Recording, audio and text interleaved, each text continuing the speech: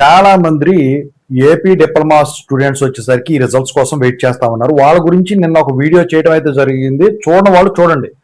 అయితే ఇప్పుడు ఏంటంటే సిబిఎస్ఈ వాళ్ళ రీవాల్యుయేషన్ రిజల్ట్స్ అంటే ఇప్పుడు ఫస్ట్ వాల్యుయేషన్ లో డిజిటల్ వాల్యుయేషన్ లో జరిగిన తప్పిదాలు ఏవైతే ఉన్నాయో కొంతమంది అబ్జెక్షన్ పెట్టడం, ఆ తర్వాత మళ్ళీ రీవాల్యుయేట్ చేయడం, అదే కంపెనీ ఇప్పుడు AP diploma paper valuation digital valuation ఒప్పుకోవడం, దానివల్ల ఈ రిజల్ట్స్ ఆపడం, మళ్ళీ రీవాల్యుయేషన్ అంటే ఇదంతా జరిగింది కదా. ఇప్పుడు ఈ సిబిఎస్ఈ వాళ్ళ రివాల్యూషన్ ఎలా జరిగింది దాన్ని బట్టి ఏపీ డిప్లొమాది C16 C20 C23 వాళ్ళ first third fourth semesters paper valuation ఎలా జరిగేది అనుకుందాం, మాట్లాడదాం. ముందుగా అయితే ఇంతవరకు ఛానల్ సబ్స్క్రైబ్ చేసుకుని వాళ్ళు ఎవరైనా ఉన్నట్టయితే సబ్స్క్రైబ్ చేసుకుని వీడియో లైక్ చేసి షేర్ చేయండి. మీకు గనక నాతో మాట్లాడాలంటే కాల్ మీ ఫోర్ ద్వారా కాల్ చేయండి. తెలుగు ఇంజనీరింగ్ టెలిగ్రామ్ వాట్సాప్ ఛానల్లో బీటెక్ లో జాయిన్ అయ్యే వాళ్ళు, ఇక ఏపీటీజీ ఎస్బీటెక్ డిప్లొమా టెలిగ్రామ్ ఛానల్ ఉంది, అది చదివే వాళ్ళు డిప్లొమా చదివే వాళ్ళు జాయిన్ అవ్వండి. ఇక టాపిక్ లో పెడితే ఏంటంటే సిబిఎస్ఈ రివాల్యుయేషన్ రిజల్ట్స్ లో వచ్చేసరికి చాలా అంటే చాలా ఇంప్రూవ్మెంట్ కనిపించింది.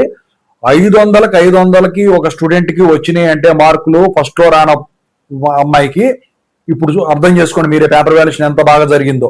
అంటే రీవాల్యుయేషన్ లో చాలా ఇంప్రూవ్మెంట్ అనేది కనిపించింది. మరి మీరు అనుకోవచ్చు ఆఫ్లైన్ పేపర్ వాల్యుయేషన్ అన్న కాదు, డిజిటల్ వాల్యుయేషనే జరిగింది పేపర్ వాల్యుయేషన్ అనేది.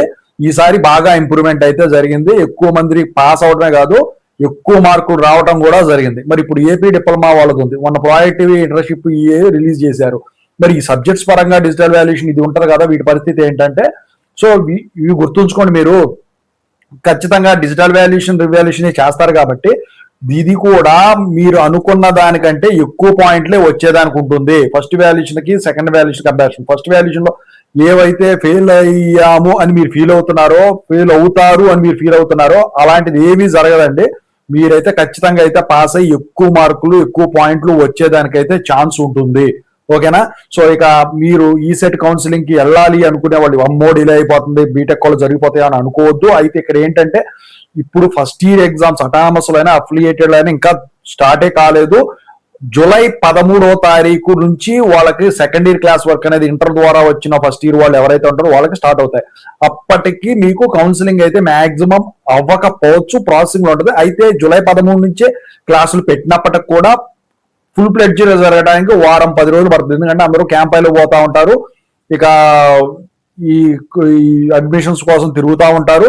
ఇక స్టూడెంట్స్ కూడా ఒక వారం తర్వాతే వచ్చేదానికి ఉంటుంది. కాబట్టి మీరు వచ్చే టైంకి క్లాస్ వర్క్ అనేది స్టార్ట్ అవుతుంది, మీకు ప్రాబ్లం అయితే ఇక ఉండదు.